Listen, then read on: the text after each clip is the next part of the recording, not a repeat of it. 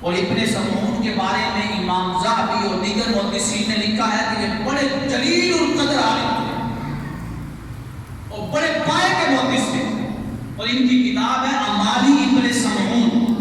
کتاب کا نام کیا ہے؟ اعمال ابن سمعون۔ یہ کتاب مطبوع ہے اور نیٹ کے اوپر موجود بھی، آپ پڑھ بھی سکتے ہیں۔ اعمال ابن سمعون میں وہ لکھتے ہیں کہ وَتُوفِّيَ مُوسَى الْكَاظِمُ فِي رَجَبَ سنہ 30 وقیل سنہ 87 و100۔ وہ کہتے ہیں کہ امام موسیٰ کاظم کا جو وصال ہوا نا وہ 187 سال کا ہوا، یعنی 187 ہجری میں۔ پھر وہ فرماتے ہیں کہ بغداد میں آپ کا وصال ہوا۔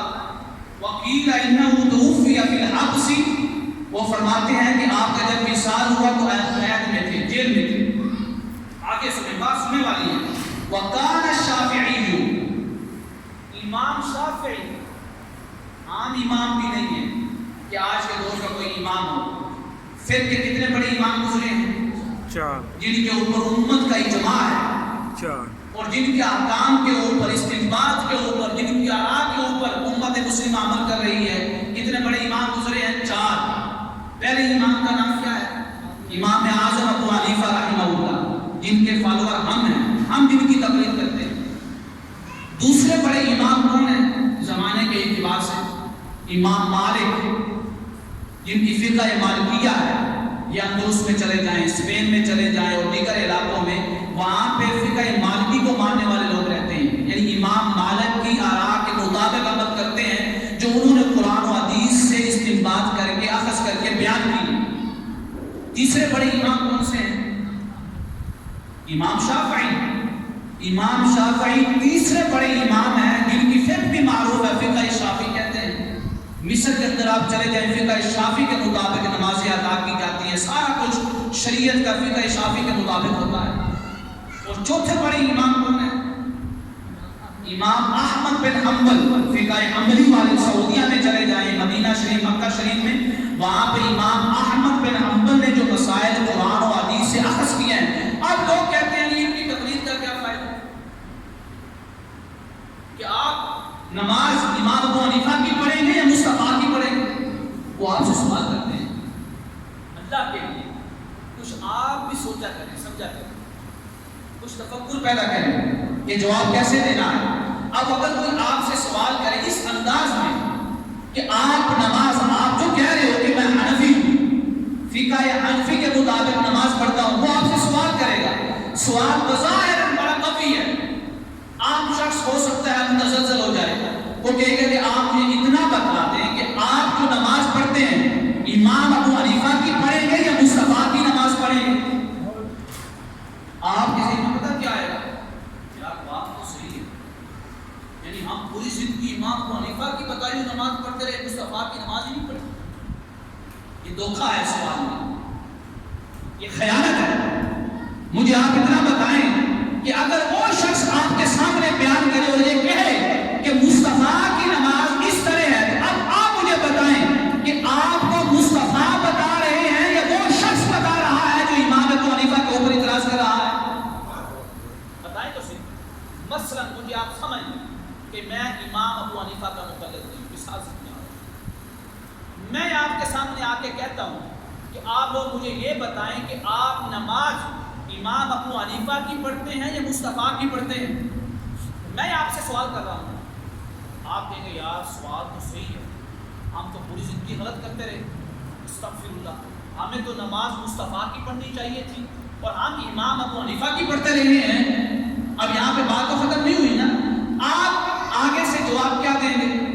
اگر آپ کو علم نہیں ہے آپ کیا جواب دیں گے؟ آپ یہی پوچھیں گے کہ آپ مجھے بتائیں کہ مصطفیٰ کی نماز کون سی ہے۔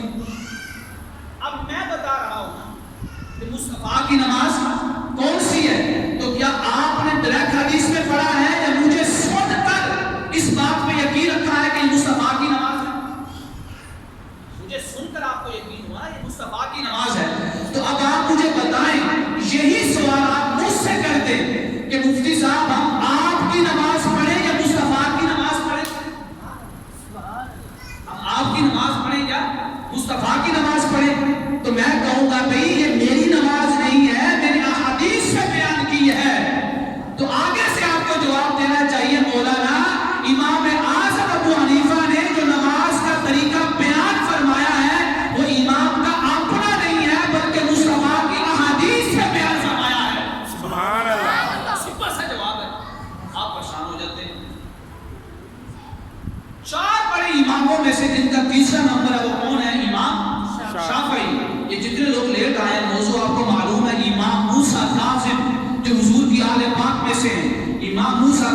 کس کے بیٹے ہیں؟ امام جعفر صادق کے. امام جعفر صادق کس کے بیٹے ہیں؟ امام باقر کے. امام باقر کس کے بیٹے ہیں؟ امام زین العابدین کے. امام زین العابدین کس کے بیٹے ہیں؟ امام علی مقام امام حسین علیہ السلام کے. اور امام حسین کس کے لگتے جگر ہے؟ مولا کائنات مولا علی رضی اللہ تعالیٰ عنہ کے لگتے جگر ہے. سبحان اللہ. آج ہم جو بیان کر رہے ہیں وہ امام موسیٰ کاظم آپ کا مقام و مرتبہ بیان کر رہے ہیں. اب یہ کون لکھ رہا ہے؟ شروع میں ہم نے کس کی بات کی؟ صرف ایک دلیل یاد ہے، ایک دلیل. ابن سمعون، امام کا نام کیا ہے؟ ابن سمعون. اور ابن سمعون کے بارے میں ہم نے کیا کہا کہ امام ذہبی نے کیا لکھا ہے؟ یہ بڑے جلیل القدر محدثین میں سے ہیں، یعنی محدث ہیں جو اپنے آپ کو اہل حدیث ہونے کا دعویٰ کرتے ہیں. تو مطلب جو بات جن کی ہم کر رہے ہیں وہ بھی اپنے زمانے کے یا اپنے دور کے بہت بڑے محدث گزرے. وہ کہتے ہیں کہ امام شافعی رحمہ اللہ تعالی یقولو، وہ کہا کرتے تھے. امام شافعی آپ کو سمجھ آ گئے کون سی ذات ہے، کون سی شخصیت ہے؟ امام شافعی کہا کرتے تھے، کیا کہا کرتے تھے؟ بات سنیے گا. امام شافعی کہتے ہیں قبر موسیٰ الکاظم التریاق المجرد. وہ کہتے ہیں کہ امام موسیٰ کاظم کی قبر وہ قبر ہے کہ جو شخص بھی اس قبر پہ آ کر کھڑا ہو جائے اور دعا مانگے رب کائنات قبر والے کے توسل سے اس کی دعا کو قبول فرما لیتا ہے. سبحان اللہ. قبر والے کے توسل سے. یہ بات میں نہیں کر رہا ہوں، یہ بات آپ نہیں کر رہے ہیں، یہ بات آج کی صدی میں نہیں ہوئی، آج سے پہلے کی نہیں ہوئی ہے، امام شافعی کے دور میں ہوئی ہے. اور امام شافعی دوسری صدی ہجری میں پیدا ہوئے ہیں. سبحان اللہ. اور امام شافعی امام اعظم ابو حنیفہ کے شاگردوں کے شاگرد ہیں. امام اعظم ابو حنیفہ کے شاگردوں کے شاگرد ہیں، یعنی امام محمد. اور امام محمد وہ ہیں کہ جو امام اعظم ابو حنیفہ کی صحبت میں بیٹھتے رہے ہیں اور جنہوں نے فقہ حنفی لکھی ہے. اور ان کی کتابوں کو نام دیا جاتا ہے ظاہر الروایہ. کتابوں کا نام کیا ہے؟ ہم میں اتنے لوگ ہیں اللہ کے لیے آج کے دور میں نا اپنے بچوں کو شارٹ کورس کروایا کریں. آپ کمپیوٹر کا شارٹ کورس کرواتے ہیں، دیگر ٹیکنالوجی کا شارٹ کورس کرواتے ہیں. کبھی آپ نے اپنے بچوں کو دین کے شارٹ کورس کروائے ہیں؟ سیرت کورس، فقہ کورس، صحابہ کرام کورس، توقیر اہل بیت کورس، کبھی دین کے شارٹ کورس نہیں کروائے ہیں. اگر دین کے شارٹ کورس کروائے ہوتے تو آج ہمیں معلوم ہوتا کہ ہم جس فقہ کے مقلد ہیں ان کی کتابیں کون سی ہیں اور کتابوں کے نام کیا ہیں اور کتابیں لکھی کس نے ہیں. امام محمد نے 6 کتابیں لکھی. ان 6 کتابوں کو کہا جاتا ہے ظاہر الروایہ. اور امام شافعی امام محمد کے شاگرد ہیں. تو جب امام محمد کے شاگرد ہیں تو گویا امام شافعی کا زمانہ کس کے زمانے کے قریب ہوا؟ کس کے زمانے کے قریب ہوا؟ امام اعظم ابو حنیفہ کے زمانے کے قریب ہوا. اور امام اعظم ابو حنیفہ کا زمانہ کس کا زمانہ ہوا؟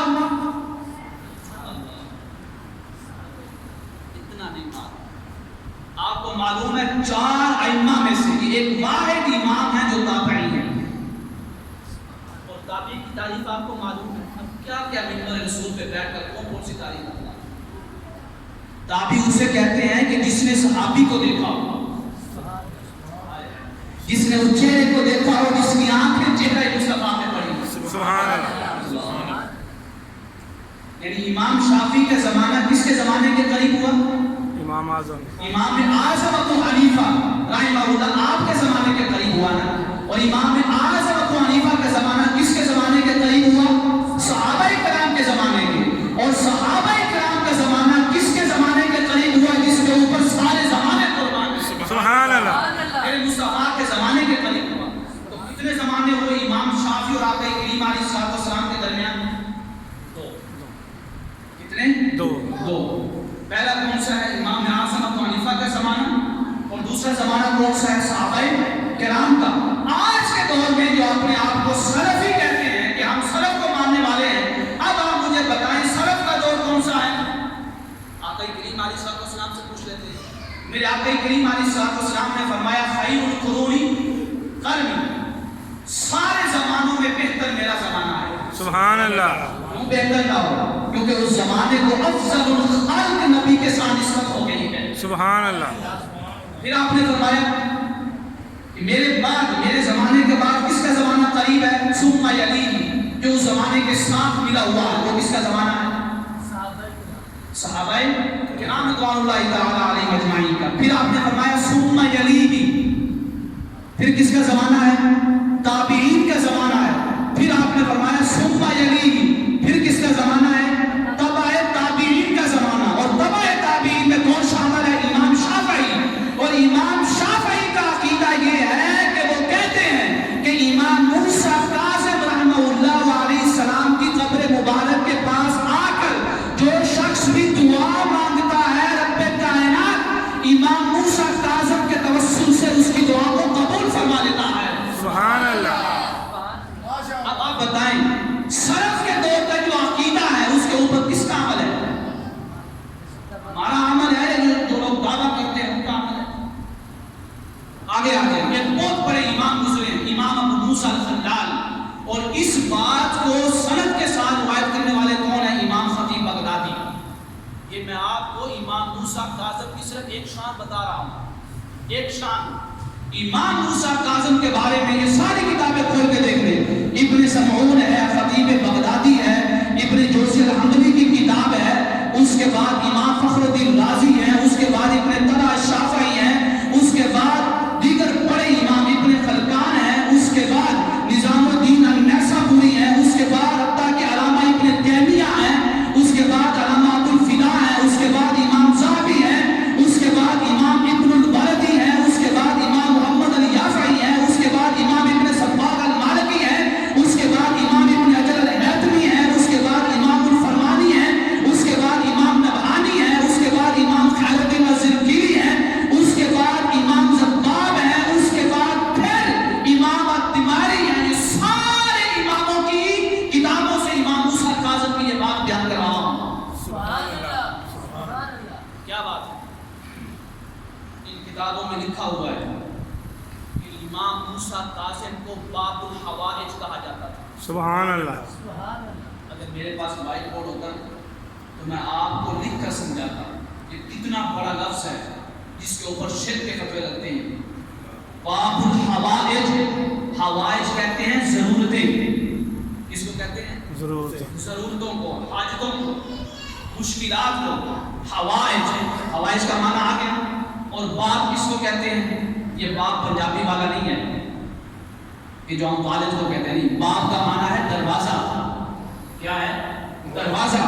تو باب الحوائج کا مطلب کیا ہوا؟ ضرورتوں کا دروازہ، حاجت مندوں کا دروازہ۔ یہ بڑے بڑے جلیل القدر محدثین نے اپنی کتابوں میں لکھا ہے کہ امام موسیٰ کاظم کو باب الحوائج کہا جاتا تھا۔ مطلب کیا ہے کہ جو شخص بھی اگر ضرورت مند ہوتا، اس کو کوئی بھی حاجت ہوتی، وہ امام موسیٰ کاظم کے چہرے کی طرف تک کر جو بھی دعا کرتا رب کائنات اس کی دعا کو قبول فرما لیتا تھا۔ سبحان اللہ۔ باب الحوائج چھوٹا سا لقب نہیں ہے عقیدے کے باب میں۔ باب الحوائج، امام موسیٰ کاظم کو باب الحوائج کا لقب ملا ہوا تھا کیونکہ آپ کی بات ایسی تھی کہ وہاں پہ بیٹھ کر جو بھی دعا مانگتے اللہ تعالیٰ قبول فرما لیتا۔ سبحان اللہ۔ اس میں کیا شرک آ گیا؟ شرک تو یہ تھا کہ ہم یہ کہتے کہ امام موسیٰ کاظم عطا کرتے ہیں، امام موسیٰ کاظم حاجتیں پوری کرتے ہیں۔ نہیں، علماء نے لکھا ہے کہ امام موسیٰ کاظم کے توسل سے اللہ تعالیٰ حاجت مندوں کی حاجتیں پوری فرماتا ہے، سبحان اللہ، ضرورتیں پوری فرماتا ہے۔ اب یہاں پر قرآن کی بہت سی آیات ہے، ٹائم نہیں ہے، صرف ہم نے ایک شان بیان کرنی ہے۔ ایک امام گزرے ہیں، امام خطیب بغدادی نے اس کو اپنی سند کے ساتھ، سند کا مطلب یہ ہوتا ہے کہ میں نے کس سے بات سنی، وہ مجھے بتا رہا ہے، اس نے کس سے سنی، اس کا نام لے رہا ہے، وہ آگلا جو ہے اس نے کس سے سنی، اس کا نام لے رہا ہے، جہاں تک کہ امام خطیب بغدادی نے وہ سند امام موسیٰ کاظم کے زمانے تک متصلاً سارے لوگوں کا ذکر کیا ہے کہ کس کس نے یہ بات بیان کی ہے۔ سبحان اللہ۔ مثلا اگر آپ آتے ہیں آپ کے پردادا ایک مثال ہے. آپ کوئی بات بیان کرتے ہیں اپنے پردادا کی، تو میں کہتا ہوں کہ سند بیان کرو. اب آپ کو سند کی سمجھ آئے گی. آپ کہتے ہو کہ میں نے اپنے والد سے سنا. آپ نے اپنے والد کو دیکھا ہے؟ ہاں جی. جی میں نے اپنے والد سے سنا. بھی آپ کے والد نے کس سے سنا؟ آپ کہیں گے کہ میرے والد نے کہا تھا کہ انہوں نے میرے دادا سے سنا، یعنی اپنے والد سے سنا. آپ کے دادا ہوئے. بھی آپ کے دادا نے کس سے سنا؟ آپ کے پردادا سے. تو مطلب جو آپ کے پردادا کی بات ہے وہ بالکل صحیح سند کے ساتھ، یعنی سارے لوگ اس میں موجود ہیں، کہیں پہ بھی انقطاع نہیں ہے کہ وہ لوگ جو بیان سنتے آئے ہیں، جو بات سنتے آئے ہیں، سب نے ان سے سن کر آگے بیان کیا. امام خطیب بغدادی کہتے ہیں، ان کی کتاب ہے تاریخ بغداد، کتاب کا نام یاد رکھیں، تاریخ بغداد. وہ کہتے ہیں کہ ایک امام گزرے، اس امام کا نام ہے امام ابو الخلال. کیا نام ہے؟ امام ابو الخلال. اور ان کی کتاب ہے عقیدہ اہل سنت میں، خود ان کی کتاب ہے. وہ کہتے ہیں کہ امام ابو الخلال تو یہ فرمایا کرتے تھے، ان کا یہ عمل تھا کہ امام ابو الخلال نے اپنے زمانے کے لوگوں سے بیان کیا، پھر ان سے جنہوں نے سنا تھا انہوں نے آگے بیان کیا، پھر انہوں نے آگے بیان کیا، یہاں تک کہ یہ بات امام خطیب بغدادی تک پہنچی. بات کیا تھی؟ وہ کہتے ہیں کہ کبھی بھی جب بھی مجھے کوئی مشکل پیش آئی ہے، جب بھی مجھے کوئی ضرورت پیش آئی ہے، جب بھی مجھے کوئی بھی حاجت پیش آئی ہے کہ میرا یہ کام ہو جائے، تو کہتے ہیں کہ میں ایک ہی عمل کرتا تھا. اہل سنت کا عقیدہ سنیں. امام ابو موسیٰ الخلال بہت بڑے امام ہیں اہل سنت کے. وہ کہتے ہیں کہ میں ایک ہی عمل کرتا تھا. اس کا یہ مطلب نہیں ہے کہ نمازیں نہیں پڑھتے تھے جیسے آج کل ہم نے نمازیں چھوڑ دی. اس کا یہ مطلب نہیں ہے قرآن نہیں پڑھتے تھے، قرآن بھی پڑھتے تھے، کتابیں لکھی، حدیث میں کتابیں لکھی، عقیدے میں کتابیں لکھی. وہ کہتے ہیں کہ میں صرف یہ کرتا تھا جب بھی مجھے کوئی مشکل پیش آتی تو میں امام موسیٰ کاظم کی قبر کے پاس آ جاتا تھا. سبحان اللہ. امام موسیٰ کاظم کی قبر کے پاس آتا اور امام موسیٰ کاظم کی قبر کے پاس آ کر وہ دعا مانگتا جو بھی میری حاجت ہوتی. وہ کہتے ہیں کہ ابھی میں قبر سے واپس پلٹتا نہیں تھا کہ آپ کے توسل مبارکہ سے رب کائنات میری اس حاجت کو پورا فرما دیتا تھا. سبحان اللہ. جی امام موسیٰ کاظم رحمہ اللہ کی ایک شان ہے کہ آپ کو باب العوائد آپ کے دور میں بھی کہا جاتا تھا، اور آپ کے وصال کے بعد بڑے بڑے آئمہ آپ کی قبر مبارک پہ جا کر آپ کے وسیلے سے دعا مانگتے، اور وہ کہتے ہیں کہ ابھی ہم قبر چھوڑتے نہیں تھے، رب کائنات ہماری حاجت کو پورا فرما دیتا تھا. سبحان اللہ. لیکن یہ شخص ہے آج کے دور کا، وہ کس بھی مسلک کا ہے، ہم نام نہیں لیتے ہیں، اس نے اتنی جسارت کی، اتنی گستاخی کی، اس نے اتنی جرأت کی کہ امام موسیٰ کاظم اور دیگر ائمہ اہل بیت اور آل پاک آل رسول صلی اللہ علیہ وسلم کے بارے میں گستاخی کی، حتیٰ کہ ایسے ایسے الفاظ بولے کہ اگر دہرائے جائیں تو بندہ ایمان سے خارج ہو جائے، کافر ہو جائے. آپ یوٹیوب پہ جا کے لکھ لیں، خود سن سکتے ہیں. میں تو آپ کو یہ مشورہ دوں گا کہ نہ سنیں، صرف اتنی بات یاد رکھیں کہ اپنی اولادوں کو کم از کم آقا کریم علیہ الصلوۃ والسلام کی سیرت کو پڑھا کے جائیں، عظمت صحابہ کرام اور فضیلت اہل بیت کا درس کو دے کے جائیں. کتنے لوگ ہیں مجھے بتا دیں، ہم میں سے کتنے لوگ ہیں جن کو اپنی ماؤں کے نام یاد ہو؟ ہماری مائیں کون سی ہیں؟ قرآن کہتا ہے وازواجہ امہاتہم، تمہارے نبی کی پاکیزہ طاہرہ عابدہ بیویاں تمہاری مائیں ہیں. ہمیں اپنی ماؤں کے نام کو یاد ہے. آقا کریم علیہ الصلوۃ والسلام کے بیٹوں کے نام کتنوں کو یاد ہے؟ صحابہ کرام کے بارے میں جو عقیدہ ہونا چاہیے وہ کتنوں کو معلوم ہے؟ اہل بیت کی عظمت کے بارے میں جو اعتراف ہونا چاہیے وہ کتنوں کو معلوم ہے؟ اپنے گریبان میں جانتے ہیں کہ ہم کیا کر رہے ہیں. ہم اپنے بچوں کو اتنی مہنگی مہنگی تعلیم کے ساتھ، حتیٰ کہ اگر ٹیوشن پڑھانی ہے تو ہم 10,000 فیس دینے کو بھی تیار ہو جاتے ہیں، لیکن اگر دین کا کورس کروانا ہونا تو فری میں بھی نہیں کرواتے ہیں. اتنے ہم دین سے دور ہو گئے، جس دین کا ٹائم ہی نہیں ہوا تو پہلے آ گئے. تو لہٰذا امام موسیٰ کاظم رحمہ اللہ آپ کی جو عظمت آپ نے سنی، حتیٰ کہ آخری بات امام فخر فخرالدین رازی نے جب اپنی تفسیر کی جب وہ اس آیت پہ پہنچے اِنَّا أَعْطَيْنَاكَ الْكَوْثَرَ، آپ نے کوثر کی تفسیر میں کئی اقوال ذکر کی، اور ان میں سے ایک قول یہ ہے کہ کوثر سے مراد حضور کی آل پاک ہے۔ سبحان اللہ۔ اور حضور کی آل پاک کے نام لیتے انہوں نے کہا جیسے امام حسن ہیں، امام حسین ہیں، امام باقر ہیں، امام جعفر ہیں، امام زین العابدین ہیں، اور آگے نام لیا کل امام موسیٰ کاظم، جیسے امام موسیٰ کاظم ہیں۔ سبحان اللہ۔ یعنی امام موسیٰ کاظم اور اہل بیت کی نفوس قدسیہ وہ ہیں کہ جن کو قرآن نے الکوثر کے نام سے یاد کیا ہے۔ فرمایا کہ مصطفیٰ ہر نسب ختم ہو جائے گا لیکن آپ کا نسب قیامت واقع ہو جائے گی، لیکن آپ کا نسب ختم نہیں ہوگا۔ سبحان اللہ۔ جن کے نسب پاک کو قرآن کوثر کے، اور انہی کے نسب پاک کے بارے میں آج کے دور میں ایک عام سا شخص اٹھ کر جسارت کرے، جرأت کرے اور گستاخی کر دے۔ یہ نہ ہو کہ کل ہماری نسلوں میں سے بھی کوئی اٹھ جائے ایسا کوئی بدبخت، اللہ محفوظ رکھے ہماری نسلوں کو کہ وہ گستاخی کر بیٹھے۔ اگر آپ اپنی اولادوں کو محفوظ رکھنا چاہتے ہیں تو کم از کم دین کا کورس تو کروا لیں جو دین کی بنیادی باتیں ہیں۔ ہماری اولادوں میں سے کتنوں کو علم ہے کہ نماز کے فرائض کیا ہیں، نماز کے واجبات کیا ہیں؟ فرائض اور واجبات کو جاننا ضروری ہے، جن کے بغیر نماز حتیٰ کہ امام ابن حبان فرماتے ہیں، امام ابن حبان وہ کہتے ہیں کہ نماز کی 600 سنتیں ہیں۔ کتنی سنتیں ہیں؟ 600 سنتیں یہ نہیں ہیں رکعات کے اعتبار سے، نہیں، 600 سنتیں وہ ہیں جو ہم نے نماز پڑھتے ہوئے ادا کرنی ہے کہ عمل کیسے کرنا ہے، مسجد میں آنا کیسے ہے، بیٹھنا کیسے ہے، 600 سنتیں، اور ہم میں سے کسی کو 10 بھی یاد نہیں۔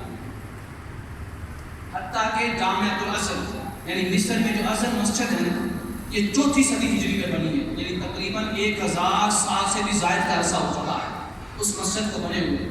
وہاں پہ ایک اصول تھا، امام ابن عمیر المصری گزرے ہیں، وہ مسجد کا امام منتخب کیا کرتے ہیں۔ میں بتا رہا ہوں تو وہ کہتے ہیں کہ ہمارے پاس ایک کرائیٹیریا ہے، اصول ہے، مسجد کا امام کون ہوگا؟ وہ کہتے ہیں کہ جس کو 500 سنتے نماز کی یاد ہوں۔ سبحان اللہ۔ 500 سنتے یاد کہنا آسان ہے، 500 سنتے یاد ہوں۔ وہاں پہ ایک شخص کھڑا تھا، وہ بھی عالم تھے، وہ کہتے ہیں کہ میں حیران ہو گیا کہ نماز کی 500 سنتے ہیں۔ وہ کہتے ہیں کہ میں نے ارادہ کیا کہ میں خود یہ جو 500 سنتے بتا رہے ہیں نا، میں ان کی نماز کو دیکھتا ہوں اور گنتا ہوں کہ کیا واقعی یہ خود 500 سنتے پوری کرتے ہیں، جو دوسروں کو امام ایسا بنانا چاہتے ہیں کہ جو 500 سنتے پوری کریں۔ میں پہلے ان کی نماز دیکھتا ہوں۔ وہ عالم کہتے ہیں یہ واقعہ فہرست الفہارس کتاب ہے محدثین کی، اس کے اندر یہ درج ہے۔ وہ کہتے ہیں کہ میں نے انہی امام صاحب کی جو مسجد ازہر کے امام متعین کیا کرتے تھے کہ 500 سنتے اس کو نماز کی آتی ہوں، کہتے ہیں کہ میں نے ان کے ساتھ نماز پڑھی، میں ان کی نماز کو دیکھتا رہا ہوں، گنتا رہا ہوں کہ یہ کتنی سنتے پوری کرتے ہیں۔ خود تو کہہ رہے ہیں 500 سنتوں والا امام چاہیے، پتہ نہیں خود یہ 10 بھی پوری کرتے ہیں یا نہیں کرتے۔ کہتے ہیں میں نے گنی، اللہ اکبر، میں گنتا رہا، جب انہوں نے نماز مکمل کی، ادھر نماز مکمل ہوئی اور ادھر انہوں نے آقا کریم علیہ الصلوۃ والسلام کی 500 سنتوں کو مکمل کیا۔ سبحان اللہ۔ 500 سنتوں۔ ہم میں سے تو ہماری اولادوں کو فرائض اور واجبات نہیں آتے۔ ہمارے یہاں کتنے ہی مسائل ایسے ہیں کہ ہم کہتے ہیں نماز ٹوٹ گیا تو اس سے ماں نہیں ٹوٹتی ہے، اور کتنے ہی مسائل ایسے ہیں کہ ہم کہتے ہیں نماز نہیں ٹوٹتی ہے حالانکہ نماز ٹوٹ جاتی ہے۔ مثلا ہم ایاک نعبد و ایاک نستعین پڑھتے ہیں نہیں پڑھتے نماز؟ ہم میں سے 98% 98% لوگ کیا پڑھتے ہیں؟ ایاک نعبد، ایاک نعبد، یعنی یا کے اوپر شد نہیں پڑھتے ہیں، اصل میں لفظ کیا ہے؟ ایاک نعبد۔ ہم کیا پڑھتے ہیں؟ ایاک نعبد۔ اور آپ کو معلوم ہے ایاک نعبد سے صرف نماز نہیں ٹوٹتی ہے، انسان کا ایمان بھی ٹوٹ جاتا ہے، انسان دارا ایمان سے بھی خارج ہو جاتا ہے۔ وہ کیسے؟ اگر آپ یا کو بغیر شد کے پڑھیں، یہ میں آپ کو اہمیت بتلا رہا ہوں، اللہ کے لیے، اللہ کے لیے دیکھ دیکھ کے نماز نہ سیکھیں، کسی کے پاس بیٹھ کر شاگردی اختیار کر کے نماز سیکھیں۔ اگر آپ نے یا کو بغیر شد کے پڑھا ہے تو اس کا معنی یہ ہے کہ ایاک نعبد، اے ہمارے رب ہم تیرے سورج کی روشنی کی عبادت کرتے ہیں، کیا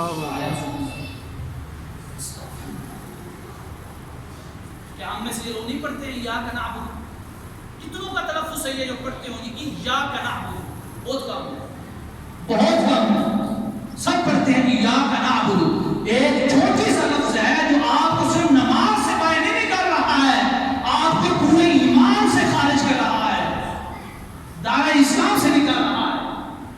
کہ آپ تو آئے تھے کہ ہم اقرار کریں کہ مولا صرف تیری ہی عبادت کرتے ہیں، ہم تو اللہ کی عبادت کی بجائے کسی اور کی عبادت کا اقرار کر کے چلے اور ہمیں پتہ تک نہیں چلا۔ ہم میں سے کتنے لوگ ہیں کہ ان کو ایمان اور اسلام کے نواقض کے بارے میں پتہ ہو کہ اگر یہ کام کر لیں گے تو ایمان سے خارج ہو جائیں گے؟ کتنے لوگ ہیں جن کو حج کے ارکان کے بارے میں معلوم ہو؟ کتنے لوگ ہیں جنہوں نے شادی کے بارے میں جو احکام ہیں وہ سیکھے؟ میں یہ نہیں کہہ رہا ہوں کہ پوری فقہ سیکھ لی، یہ وہ احکام ہیں جو صرف 10 12 بنتے ہیں۔ ہر بات میں، نماز میں 10 12 15 مسائل میں جاننا ضروری ہے، روزے میں 10 یا 15 مسائل میں جاننا ضروری ہے، زکوٰۃ کے اندر 10 یا 15 مسائل ہیں جن کا جاننا ضروری ہے، حج کے اندر ایسے ہیں۔ یعنی ہر باب میں، ہر چیپٹر میں، ہر مسئلے میں 10 یا 15 مسائل ہیں جو آپ کو جاننے ہیں، لیکن ہم تو وہ 10 15 مسائل بھی نہیں جانتے۔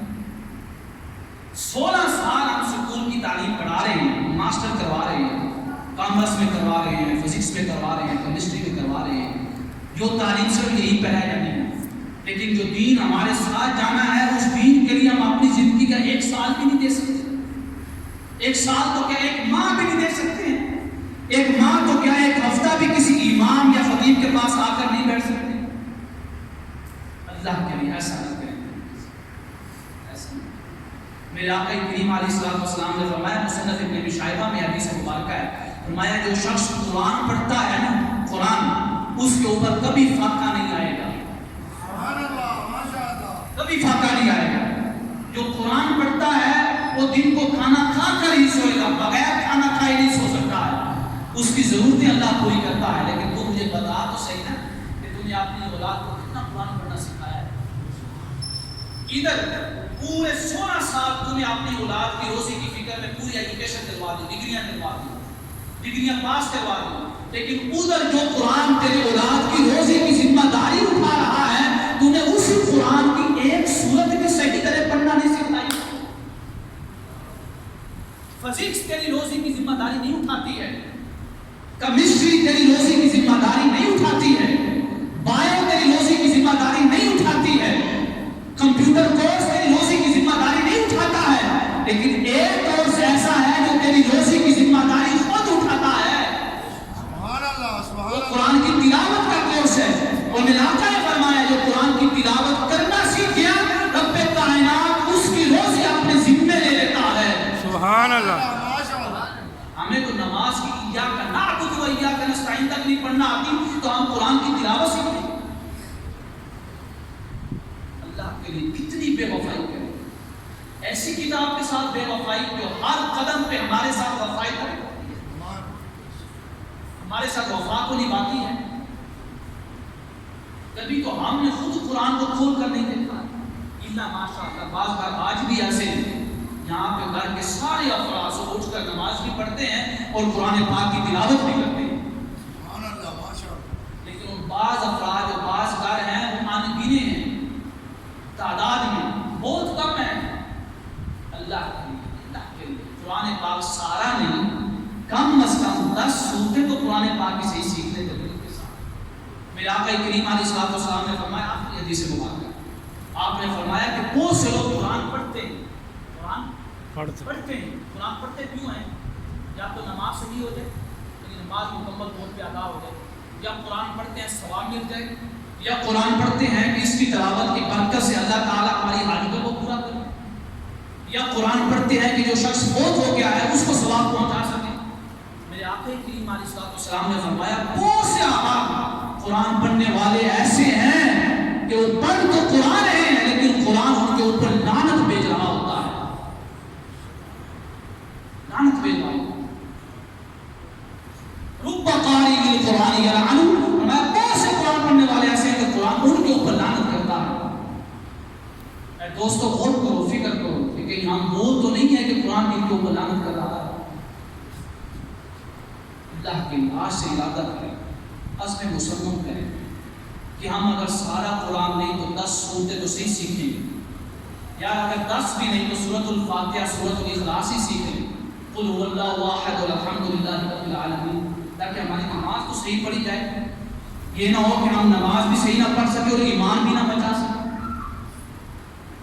اللہ رب العزت کے حضور دعا ہے کہ رب کائنات ہمیں یہ احکام سیکھنے اور اس پہ عمل کرنے کی توفیق عطا۔ ہم باتیں سنتے ہیں، جمعہ کے خطبوں میں سن لی، جلسوں میں سن لی، تقریروں میں سن لی، لیکن عمل نہیں کرتے۔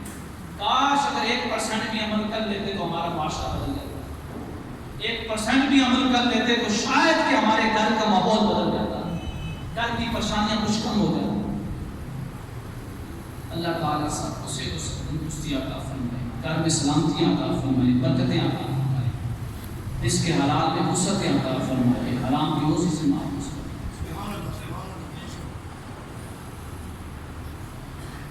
یہ صحیح مسلم کی حدیث مبارکہ ہے، یہ سن لیں مجھ سے، اور پھر آپ اس پہ عمل کرتے ہیں یا نہیں کرتے ہیں، یا آپ کو اوپر شرعی ذمہ داری آ جائے گی۔ یہ صحیح مسلم کے اندر حدیث ہے، صحیح مسلم ہے، اور مولا علی رضی اللہ تعالیٰ عنہ سے روایت ہے۔ وہ کہتے ہیں امرنی رسول اللہ صلی اللہ علیہ وسلم، آقا کریم علیہ السلام نے مجھے حکم دیا، مجھے حکم دیا۔ یہ مطلب نہیں ہے کہ صرف مولا علی کو حکم ہے، بلکہ ساری امت کو حکم ہے۔ وہ کہتے ہیں کہ آقا کریم علیہ السلام نے مجھے حکم دیا، کیا حکم ہے؟ ان اقوم علی بدنہ، پہلا حکم یہ ہے کہ جب میرا جانور ذبح ہو رہا ہو تو ذبح کے وقت میں اپنے جانور کے پاس کھڑا ہو جاؤں، اپنے جانور کے پاس جا کے کھڑا ہوں۔ یہ نہیں ہے کہ میرا جانور بعد کسائی ذبح کر رہا ہے اور میں اندر بیٹھا ہوا ہوں، کسائی سارا کچھ کر کے چلا گیا ہے، گوشت آ گیا ہے، تب بھی ہمیں معلوم نہیں پتا، اس وقت چلتا ہے جب سالن پکا کے ہمارے سامنے آ جاتا ہے۔ ہاں یہ حالت آ گئی ہماری۔ 80% لوگ ایسے ہیں کہ ان کو پتہ اس وقت چلتا ہے جب ان کے گھر والی، ان کی بیوی یا ان کی بیٹی یا ان کی بہو قربانی کا گوشت پکا کے اس کے سامنے رکھتے، یہ قربانی ہو گئی، سارا کچھ ہو گیا، ماشاءاللہ بڑی جلدی قربانی ہو گئی۔